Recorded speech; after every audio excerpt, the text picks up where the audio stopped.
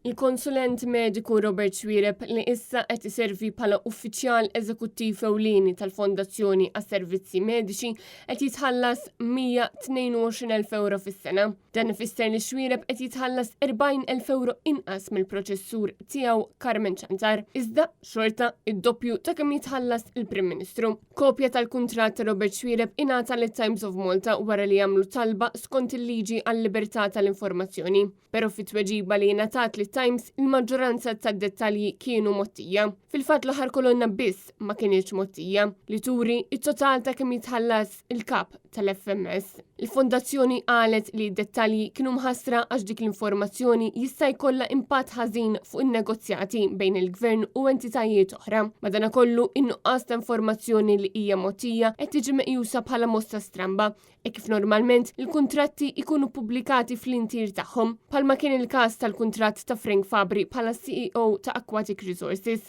Il-kuntratt ta' Xwiereb kien iffirmat fl-ewwel ta' Marzu u huwa validu għal 3 snin sal-2026 u minkejja li nafu kemm qed jitħallas fis-sena, xorta m'hemmx informazzjoni dwar kemm il-paga bażika, kemm qed jitħallas fil-allowances, kemmu il-performance bonus, il-disturbance allowance, kif ukoll l-allowance għal karozza bħala kap tal-FMS. Skont il-kuntratt Xwiereb mhux suppost li jagħmel xogħlijiet oħra, però klawżola speċjali tippermettilu iservi bħala konsulent tal-kardjoloġija f'Mater Dei. Carmen Chantar li kienet isservi bħala uffiċjal eżekuttiv ewlieni tal-Fondazzjoni għas-Servizzi Mediċi kienet viċin ħafna tal-Ministru Chris Fearn. Hi kienet issospendit ruħha mill-kariga wara allegazzjonijiet li ħarġu minn rapport fil-medja tal-Pakistan, però ftit tal-ġimgħat wara kienet irritornat fl-istess pożizzjoni fejn kienet qalet li xi persuni pruvaw joskuraw lilha biex iwettqu frame-up fuq Chris Fearn, allegazzjoni li ħadd ma ċaħat. Eventwalment l-impjieg tagħha kien terminat meta laħaq Joe Etienne bħala Ministru tas-Saħħa.